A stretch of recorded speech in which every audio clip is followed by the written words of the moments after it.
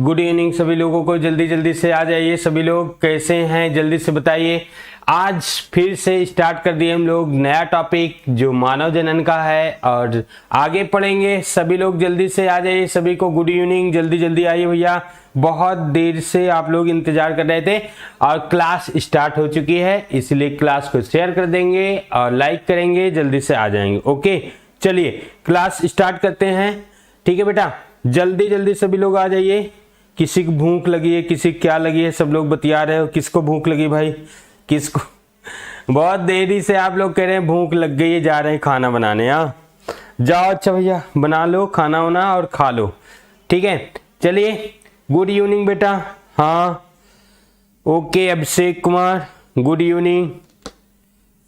हाँ चलिए, Anmol good evening. Priyanka good evening बेटा। राहुल जल्दी जल्दी सभी लोग आ जाइए जल्दी से। हाँ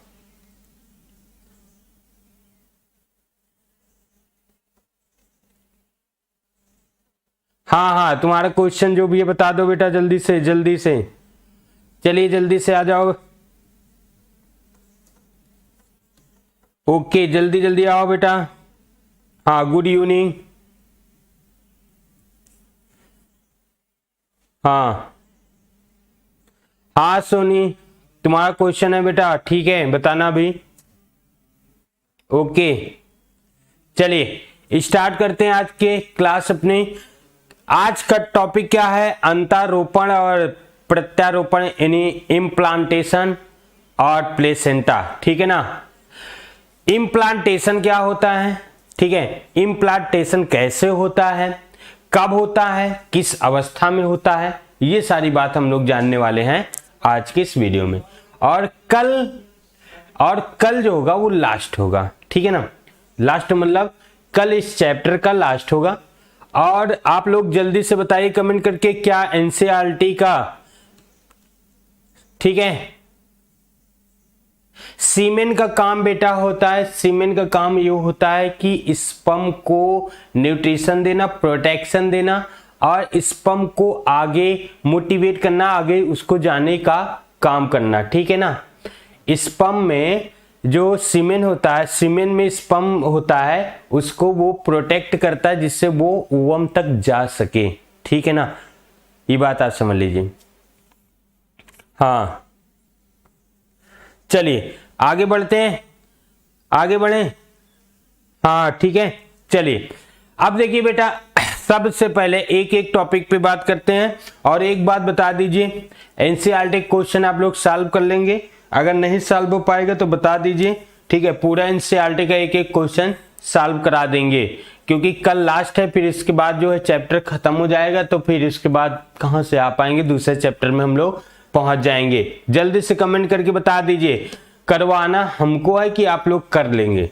जल्दी से कमेंट करके बताओ बेटा, सभी लोग जल्दी जल्दी कमेंट करो और बताइए जितना जल्दी हो सके। ओके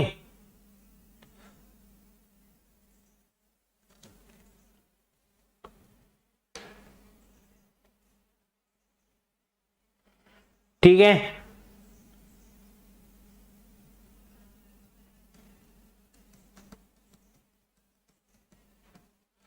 आगे गोनाडोट्रोपिन क्या होता है? गोनाडोट्रोपिन, जी जी जी, हार्मोन्स होता है। गोनाडोट्रोपिन हार्मोन्स कराना पड़ेगा। ओके चलिए स्टार्ट करते हैं। देखिए एक एक पॉइंट पे विशेष ध्यान देंगे। देखिए जब आप लोग विशेष ध्यान नहीं देंगे तो फिर आपको फिर मिस हो जाएगा, ये बात समझ लीजिए। इसलिए पहले ध्यान से सुनिएगा, ठीक है, ध्यान से सुनिएगा एकदम ध्यान से। अंतरोपण एक क्वेश्चन आता है, या प्रत्यारोपण या इम्प्लांटेशन। ठीक है ना, ये कब होता है, कैसे होता है, एक बात समझिए। कह रहा कि जब माता के, ठीक है, माता के गर्भाशय यानी इंडोमेट्रियम, गर्भाशय का अंदर जो लेयर होती है, इंडोमेट्रियम की बात कर रहा है। एक एक पॉइंट आप लोग समझिएगा। इंडोमेट्रियम वाल हमने बताया कि इंडोमेट्रियम वाल जो होती है वो गर्भाशय की लेयर होती है एंडोमेट्रियम वाल, जो सबसे अंदर होती है, ठीक है ना। एंडोमेट्रियम में ब्लास्टोसिस्ट स्थापित हो जाता है, यानी ब्लास्टोसिस्ट जाकर के वहां पे चिपक जाता है, ठीक है। तो इसे अंतरोपण या इम्प्लांटेशन कहते हैं। अभी हमने बताया था कि ब्लास्टोसिस्ट क्या होता है, ठीक है। ये आगे चल करके ब्लास्टोसिस्ट क्या करता है, वहां पे इम्प्लांटेशन हो जाता है, अर्थात उसके वाल में जाकर के चिपक जाता है। यह क्रिया निषेचन के 6वें से 10वें दिन के मध्य हो जाता है। एक बात यहाँ पे समझेंगे, जैसे ही संभोग होता है तो संभोग होने के कुछ टाइम बाद, ठीक है ना, क्योंकि स्पर्म जो होता है 24 घंटे जीता रहता है, तो कुछ टाइम के बाद निषेचन यदि हो जाता है, फर्टिलाइजेशन हो जाता है, स्पर्म और ओवम फ्यूज हो जाता है, तो उसके बाद जो है सेल डिवीजन क्लीवेज होता है, विदलन होता है। विदलन आपको होता है, विदलन होगा, जो सेम कोशिकाएं बनेगी और वो सेम कोशिकाएं ब्लास्टोम या ब्लास्टोसिस्ट और मुरूला बनाएंगी, ठीक है ना। आगे चल के क्या करेगी, ये क्या इम्प्लांटेशन करेंगी, इंडोमेट्रियम वाल में जाकर के चिपक जाएगी, ठीक है। आगे बढ़ करके तो कहता है कि निषेचन के बाद 6वें से 10वें दिन के मध्य हो जाता है। 6 से लेकर के 10 दिन के बीच में हो जाएगा। अब किसी किसी में 7 दिन में हो सकता है, 8 दिन में, 9 दिन में और 10 दिन में, और अधिकांश प्राय हम देखेंगे तो कह रहा है, लेकिन अधिकांश 7वें दिन ही हो जाता है। अधिकांश ये देखा गया कि जो इम्प्लांटेशन होता है वो 7वें दिन हो जाता है, ठीक है ना। इम्प्लांटेशन 7वें दिन हो जाता है, अर्थात गर्भाशय के एंडोमेट्रियम वाल में जाकर के चिपक जाता है। हाँ, एंडोमेट्रियम क्या है बताए तो एंडोमेट्रियम जो गर्भाशय की 3 लेयर होती है, ठीक है। एक बार देखिए चित्र के माध्यम से बता देते हैं, इतनी छोटी छोटी बात आप लोग पूछने लगते हैं, ठीक है। चलो कोई बात नहीं, देख लीजिए एक बार फिर से। जब यही बात जो है चित्र के माध्यम से बताते तो आप लोग बतियाते रहते हो, ओके। अब यहां पे देखिएगा, फोकस करिएगा, ठीक है। ये जो वाल है 1 2 3, यहां पे ध्यान से देखिएगा, ठीक है। यहां पे देखिए, अब मैं 3 इसका लेयरिंग बना रहा हूं। एक लेयर ये है, व्हाइट कलर कर दिया इसको। दूसरी लेयर ये है,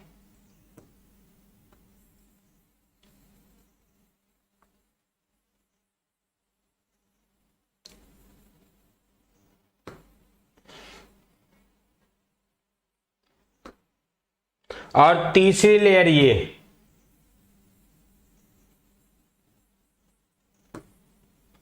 देखिए आप एकदम ध्यान से देखिएगा, ठीक है ना, ध्यान से देखना। तो यहां पर देखिए ये वाली जो लेयर है, ये 3 लेयर यहां पे दिखाई दे रही। ये है पेरीमिट्रियम, ठीक है, पेरीमिट्रियम, या इसे हिंदी में बोलते हैं परिगर्भाशय, गर्भाशय। बीच वाले को बोलते हैं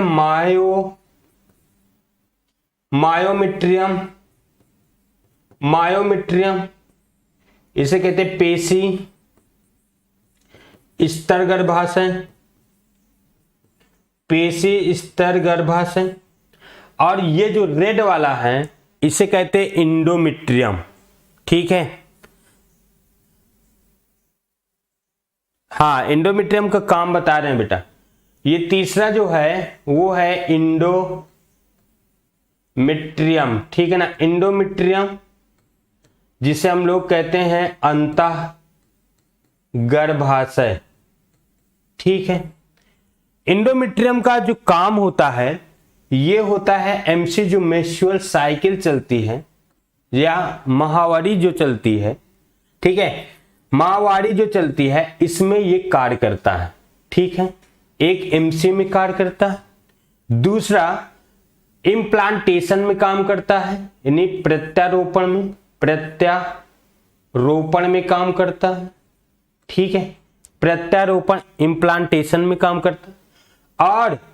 और दूसरी बात, ये शिशु को यानी गर्भ या फेटल को क्या करता है, फेटल को ये आगे चल करके प्लेसेंटा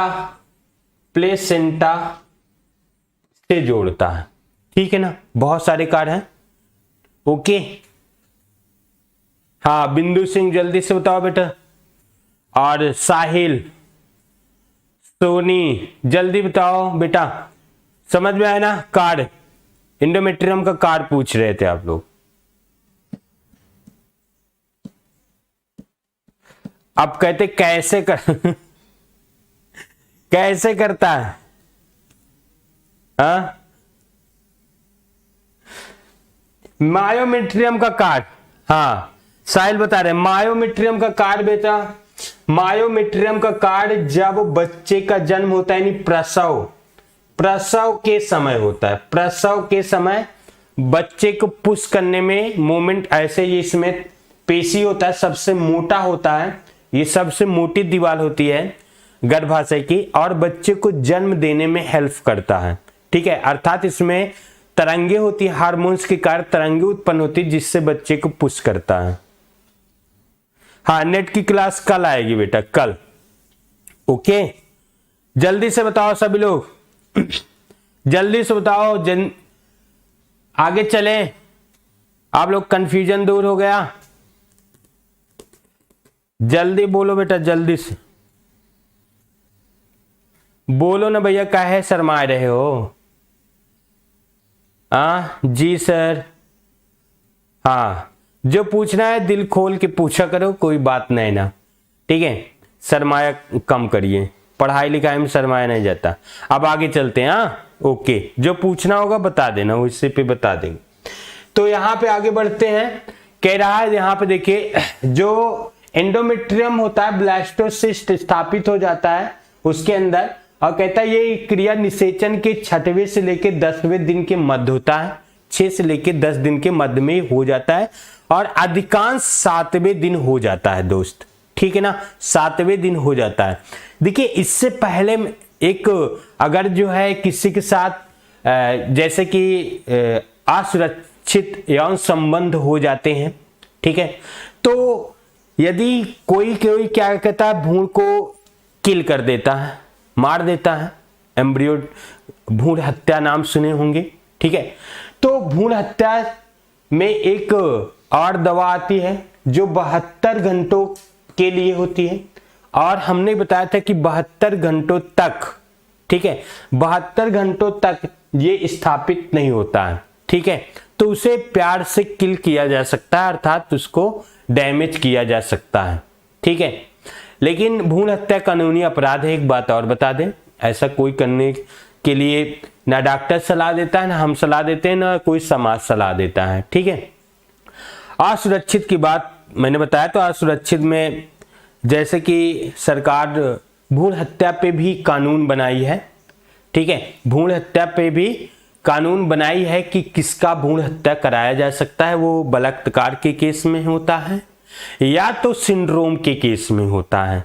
अगर फेटल सिंड्रोम के केस में है या फेटल में कोई भयानक बीमारी है, पागल उगल है बच्चा, या कुछ क्रोमोसोम डिजीज है, तो उस क्या किया जा सकता है, भ्रूण हत्या नहीं माना जाता है, उसको भ्रूण हत्या कराया जाता है, ठीक है ना। तो केस जो है, केस समझना है आपको, ठीक है, ओके।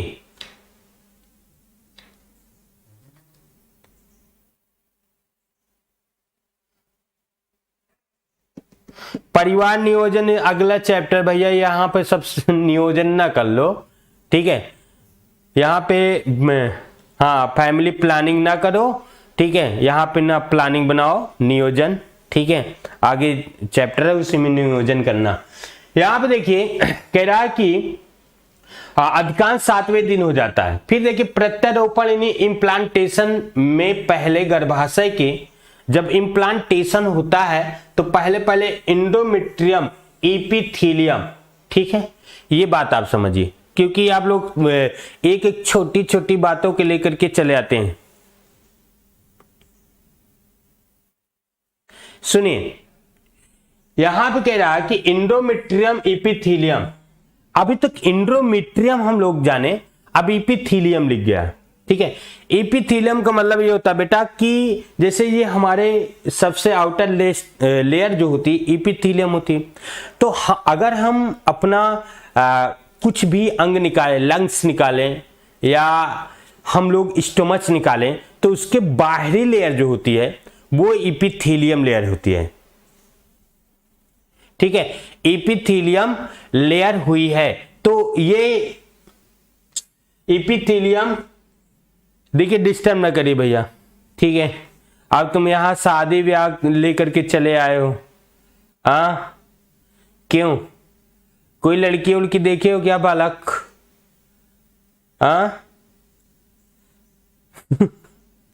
पढ़ने आ जाए शादी।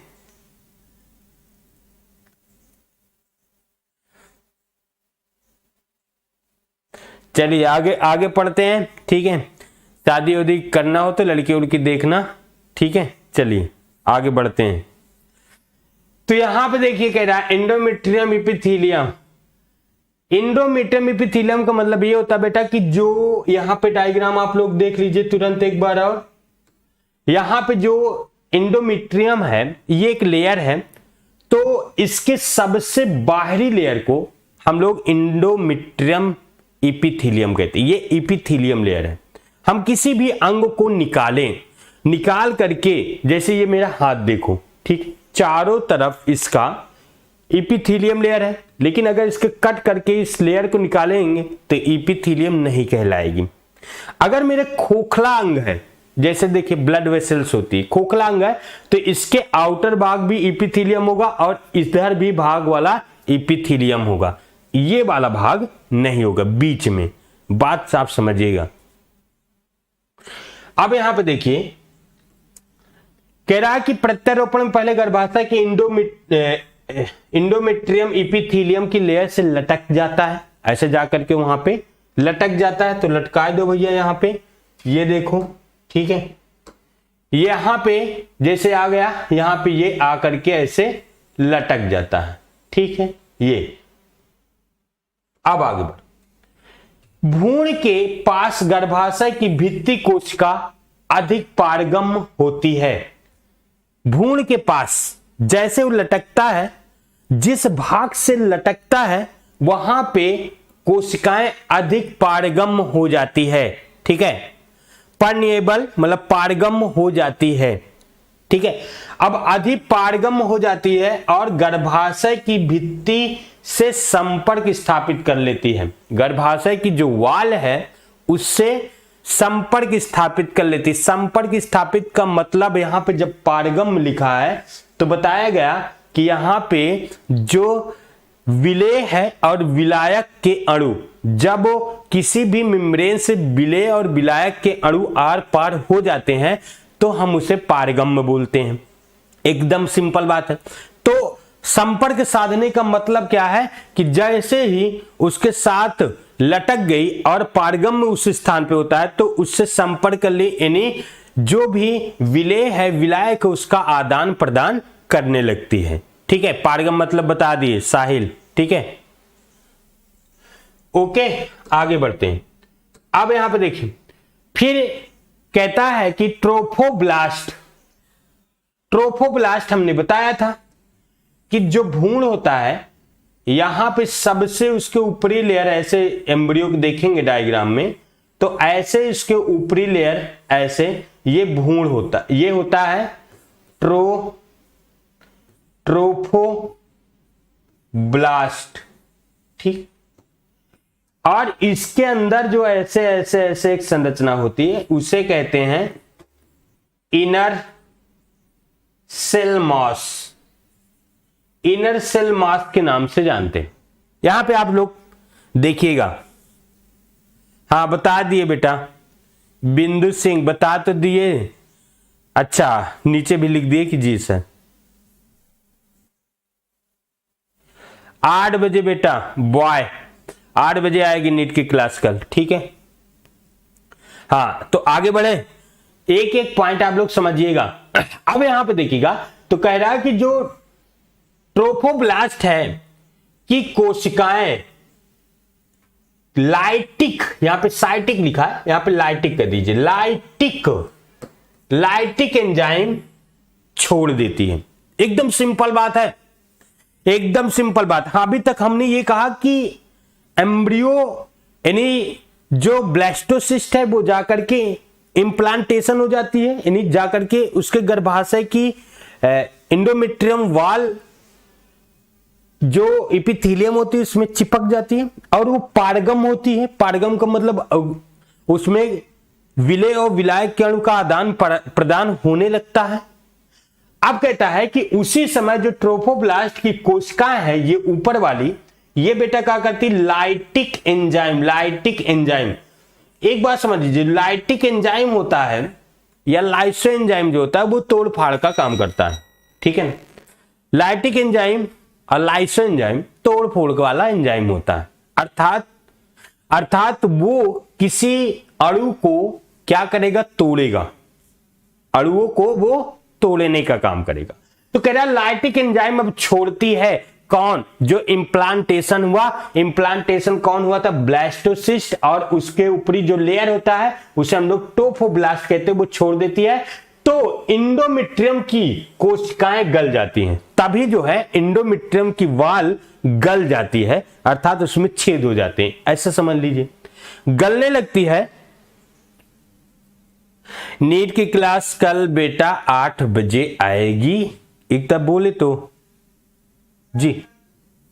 यहां पे देखिए कोशिका गल जाती है, फिर कह रहा है ट्रोफोब्लास्ट की कोशिकाएं नष्ट कोशिकाओं को अवशोषित कर लेती है। इसी समय जो गर्भाशय के एंडोमेट्रियम वाल की डेड होती है लाइटिक एंजाइम के कारण, वो क्या करती है, वो आगे चल करके क्या करती है, जो नष्ट कोशिका होती है वो तेजी से वही लेयर को खींच लेती है, अर्थात डेड जो कोशिका होती है उसको अवशोषित कर लेती है ना, एब्जॉर्शन कर लेती है, अवशोषित कर लेती है। और कह रहे भ्रूण धंस कर अंगुली नुमा संरचना बना लेती है।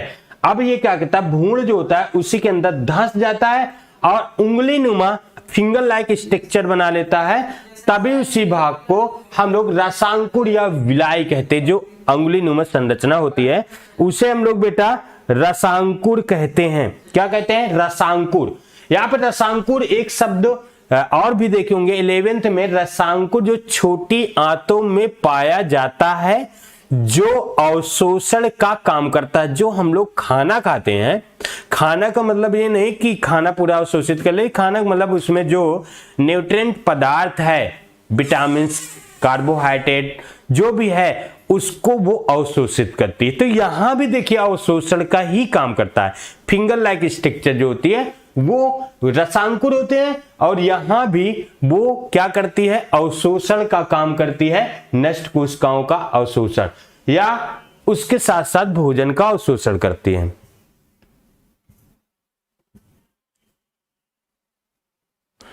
दूसरी बात, रसांकुर विभाजन करके, अब कहता है रसांकुर जो उंगली नुमा संरचना होती है अगले ऐसे ऐसे बना लेती है। यहाँ पे फिंगर लाइक स्ट्रक्चर जो बनाती है बेटा, यहाँ पर ये फिंगर लाइक स्ट्रक्चर कहते हैं कि मल्टी न्यूक्लिएटेड होकर के, मल्टी न्यूक्लिएटेड मतलब बहुत सारे केंद्रक वाले होकर के, ठीक है, गर्भाशय की भित्ति से जुड़ जाती है और इसे ही भ्रूण का प्रत्यारोपण कहते हैं। तब ये गर्भाशय जो होता है, यूट्रस जो होता है, गर्भाशय के एंडोमेट्रियम जो वाल होती है ऊपर की, इसी से इनका दोनों का संपर्क हो जाता है।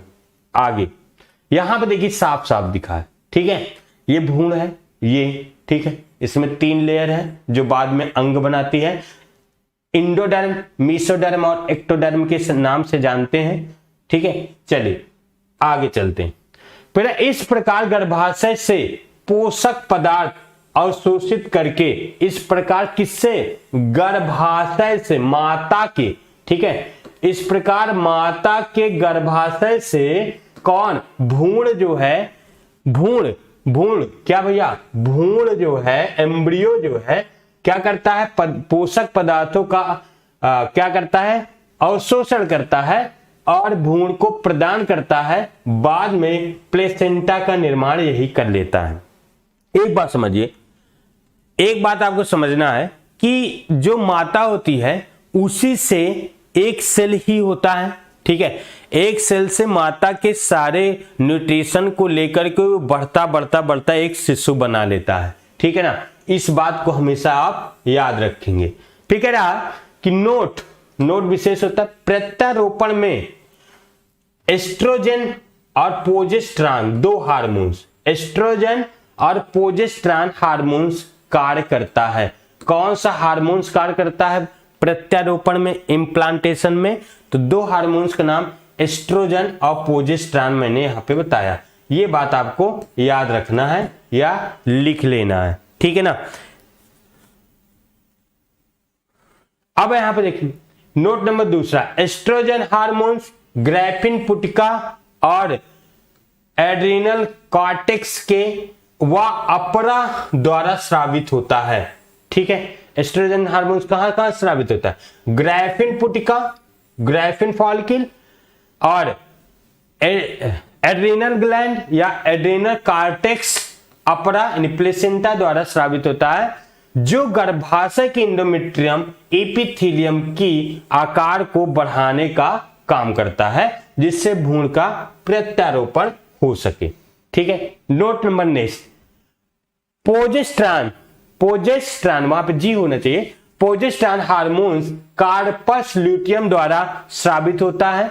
कार्पस ल्यूटियम वो सेल होती है, जो वो भाग होती जो ओवम का विमोचन कर देती, अर्थात ओवम छोड़ देती है, जो अपरा निर्माण, प्रत्यारोपण तथा गर्भाशय में भ्रूण के समान विकास में सहायता करता है। भ्रूण जब तक रहता है मां के गर्भाशय में तब तक उसको न्यूट्रिशन देता रहता है।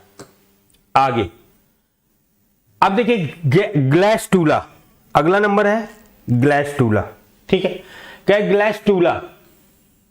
ग्लैस्टूलेशन कह रहा है कि ब्लास्टोसिस्ट की 3 प्राथमिक जनन स्तर युक्त संरचना को बनाती है, इसे ग्लैस्टूला कहते हैं। यानी अब क्या होगा, आगे विभाजन होकर के 3 लेयर बनाएगी। भ्रूण कितनी लेयर बनाएगी, ठीक है, कितनी लेयर बनाएगी, यहां पे ध्यान दीजिए, कितनी लेयर बनाएगी, 3 लेयर। और किस अवस्था में, ग्लैस्टूला भवन के अवस्था में ग्लैस्टूला में 3 लेयर बनेगी आगे विभाजन करके, तथा इस दशा को ग्लैस्टुलेशन कहते हैं जब वो 3 लेयर बनती है। इसी समय भ्रूणी घुंडी की कोशिकाएं एक छोटे से पिंड के रूप में बन जाती है, जो अंगों का निर्माण करता है। बाद में खोखली गोलाकार होकर के ब्लास्टूला तथा जनन स्तर जटिल ग्लैस्टूला में परिवर्तित हो जाता है। एक बात आप लोग समझिए, अभी तक हम लोग ये समझे इम्प्लांटेशन हुआ, न्यूट्रिशन लिया, आकार उसका बढ़ा, अब क्या करेगी, विभाजन करके वो ग्लैस्टूला बना लेगी। ग्लैस्टूला वो संरचना है जिसमें 3 स्तर होता है, भ्रूण में 3 लेयर बन जाएगी। अब वही 3 लेयर अलग अलग अंगों का निर्माण करेगी, समझ रहे ना, वही 3 लेयर अलग अलग अंग बनाएंगे। अब देखिए कौन कौन से अंग बनेंगे, किससे किस लेयर से कौन सा अंग बनेगा, समझ रहे ना। स्क्रीनशॉट ले लीजिए भैया, जब बताओगे तब तो ठीक है, जब बताएंगे आप लोग तब भैया, स्क्रीनशॉट के चक्कर में पड़े रहते हो। चलिए ले लीजिएगा स्क्रीनशॉट। अभी हम लास्ट में सबको एक एक स्लाइड को दिखा देंगे, आप लोग स्क्रीनशॉट ले लीजिएगा। ओके, आगे अभी पढ़िए, ठीक है। गैस्टूला के है, अच्छा सुनिए, गैस्ट्रूला के है हो, ऐसे बोला था। सुना पहले, गैस्ट्रूला क्या होता है बेटा, जब हमने कहा कि एम्ब्रियो जो होता है, वो एम्ब्रियो जो होता है एक घुंडी नुमा संरचना बना लेता है। वो घुंडी नुमा संरचना यहाँ पे देख लीजिए डायग्राम में, ये ऊपर की जो लेयर है इसे हम लोग ट्रोफोब्लास्ट बोलते हैं। ठीक, ट्रोफोब्लास्ट में इसके शेष भाग में ऐसे एक भ्रूण जो है एक घुंडी नुमा संरचना बना लेता है। ठीक है, इसके ऊपर लटक जाता है। अब यही जो है कोशिका विभाजन करती है। ठीक है, कोशिका विभाजन यानी सेल डिवीजन, सेल डिवीजन करती है। सेल डिवीजन समसूत्री करती है, समसूत्री। ठीक है, समसूत्री विभाजन करके यही जो है 3 लेयर बना लेती है। कितनी लेयर? 1, 2 और 3। यही जो है 3 लेयर बना लेती है। इसी 3 लेयर से यही 3 लेयर बन करके जब ये 3 लेयर बन जाती है, इसी बनने को हम लोग ग्लैस्टुलेशन या ग्लैस्टूला भवन या इस संरचना को ग्लैस्टूला के नाम से जानते हैं, जो बाद में आकार चेंज करके 3 रूप में एक्टोडर्म, मीसोडर्म और इंडोडर्म। कितने? 3, एक्टो, मीसो और इंडो। ठीक है, EME, एक्टोडर्म, मीसोडर्म और इंडोडर्म 3 लेयर बनाती है।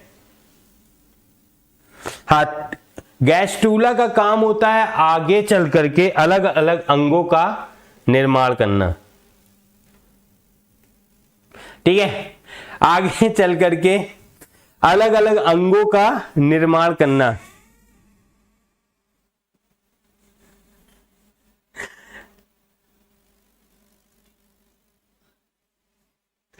चलिए आगे चलते हैं। ठीक है, यहां पे देखिए अलग अलग अंग कौन कौन से बन रहे हैं। चलो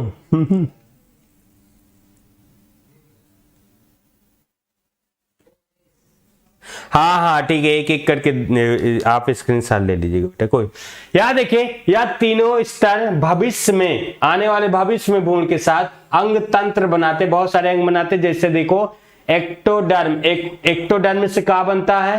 कह रहा है मध्य आंत, आंत का बीच वाला भाग, कण, ठीक है, कान, व अत्रि ग्रंथि, आंत में पाए जाने वाली ग्लैंड, जीवा, जीभ बनता है, मूत्राशय, ठीक है, श्वसन पथ, श्वसन की नलिका बनता है एक्टोडर्म लेयर से, यकृत, लीवर, अग्नाशय, पैंक्रियाज, थायराइड, पैराथायराइड, थाइमस ग्रंथि, पीयूष ग्रंथि, पिट्यूटरी ग्लैंड, ऐसे ये बना लेता है। किससे? एक्टोडर्म से। दूसरा मीसोडर्म, कह रहा है त्वचा का डर्मिस, त्वचा के ऊपर जो त्वचा होता है, त्वचा बनाता है।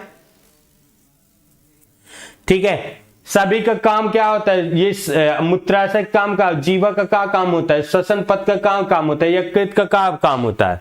बताओ, यही पूछ रहे हो सभी का काम। यहां पे देखिए संवाहिनी ऊतक, ये क्या बनाता है? संवाहिनी ऊतक, संवाहिनी ऊतक, संवाहिनी ऊतक मतलब ऐसे टिश्यू बनाता है जो लिक्विड का आदान प्रदान करने का काम करता है, उसे हम लोग संवाहिनी ऊतक कहते हैं। ठीक है, पेशी, पेशियां, कंकाल, कंकाल यानी हड्डी, परिसंचरण तंत्र, परिसंचरण तंत्र मतलब क्या हो जाएगा?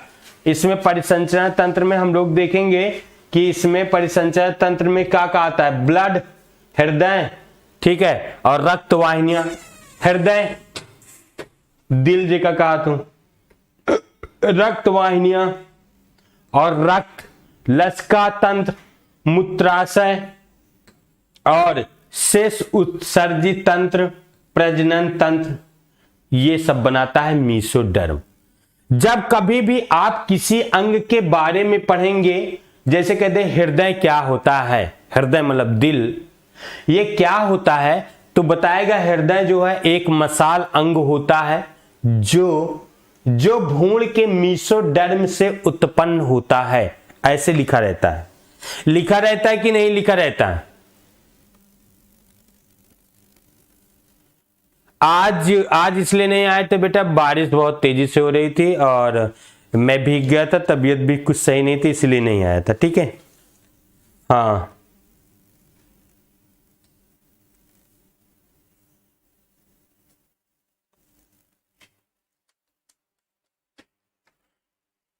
आगे देखिए,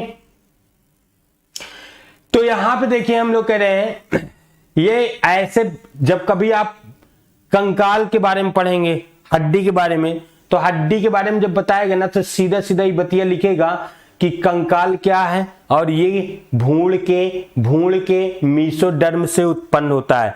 अगर ये बात आप जान जाएंगे ना तो बता देंगे सभी को कि किससे कौन उत्पन्न होता है, भूण से किस भाग से उत्पन्न होता है। इंडोडर्म बाह्य त्वचा, सबसे ऊपर वाली त्वचा, यहाँ पे त्वचा था, ठीक है ना, डर्मिस। बाह्य त्वचा सबसे ऊपर, बाल, ठीक है ना, नेल्स नाखून, अंतःकण, यहाँ पे कण था, कहां गया, ये कण था ऊपरी वाला, अंतःकण माने अंदर का भाग, नेत्र आंख, और तंत्रिका तंत्र, दांत का इनेमल, और लार ग्रंथियां, ये सब बनता है इंडो, किससे, ये बनता है बेटा इंडोडर्म से।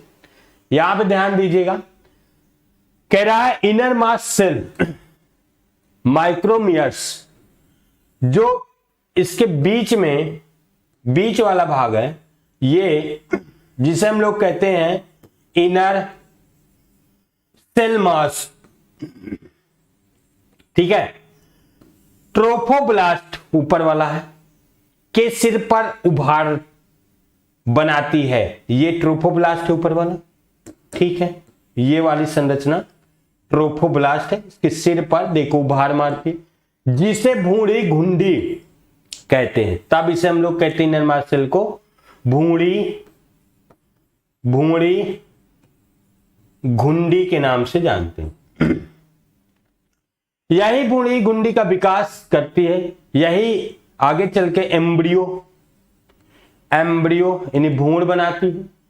इसमें स्टेम सेल होता है, क्या, स्टेम सेल जो होता है वो हमेशा, अगर बॉडी में स्टेम सेल ना हो तो आप सोचिए कि एक सेल से पूरा शिशु बन जाता है 9 से 9.5 महीने में, ठीक है। आप सोचिए कि एक सेल इतना बड़ा 9 महीने में एक बच्चा बन जाता है, एक शिशु बन जाता है, ठीक है। आप 9 महीने में हम लोगों के बॉडी में सेल डिवीजन होता है, सोचिए। तो इसमें स्टेम सेल होता है, हमारे बॉडी में भी अभी भी स्टेम सेल होता है, इसलिए जब कहीं कट फट जाता है तो वो तुरंत रीजनरेट कर जाता है, यानी पुनर्जन्म करवा देता है। जैसे कि छिपकली की पूंछ देखे हो, ठीक है, तो उसमें भी पुनर्जन्म होता है। तो कह रहे स्टेम सेल पाया जाता है, स्टेम सेल, ठीक है, इसको स्टेम कर दीजिए, स्टेम, ठीक है, स्टेम सेल पाया जाता है जो ऊतकों और अंगों का निर्माण करता है। ब्लास्टोमियर के जिस ओर भूरी घुंडी जुड़ा होता है उसे भूरी ध्रुव कहते हैं, जिधर वो जुड़ा होता है। तो आज के बेटा इतनी क्लास रहेगी, सभी को थैंक यू, धन्यवाद, बहुत बहुत आभार आज की क्लास के साथ जुड़ने के लिए। अब जो भी क्वेश्चन होगा आप पूछ सकते हैं, या तो हम कल मिलते हैं अपने लास्ट टॉपिक पर मानव जनन के, और जो भी क्वेश्चन होगा आप लोग बताइएगा। अगर एनसीईआरटी सॉल्व करना है तो जरूर आइएगा, एनसीईआरटी भी सॉल्व किया जाएगा, ओके। डाइजेशन से रिलेटेड नहीं बेटा, डाइजेशन जब 11 चलेगा तब उसमें बताएंगे, तो आगे पढ़ लीजिएगा, ओके।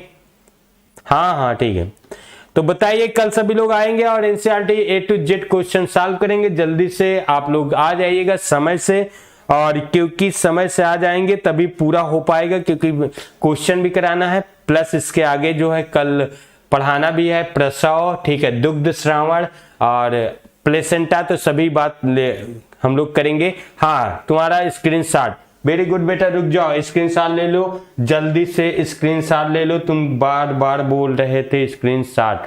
चलिए देखिए, स्क्रीनशॉट लेना तैयार, मैं हट गया हूं इसलिए बाहर, ठीक है, स्क्रीनशॉट ले लो। पहला नंबर है स्क्रीनशॉट का, ठीक है, पहला नंबर पे आ जाइए, ठीक, पहला नंबर स्क्रीनशॉट। दूसरा ले लो, दूसरा, तीसरा, चौथा, पांचवा, छठवां, सातवां, आठवां, नौवां और ये उधर। ठीक है, चलिए अब चलते हैं। ओके ओके ओके, चलिए बेटा, ओके, बाय बाय सभी को, शुभ रात्रि। घूमते रहिए, हंसते रहिए, पढ़ते रहिए, मुस्कुराते रहिए। अब हम चलते हैं और सभी को बहुत प्यार, हमारे साथ आए, जुड़े और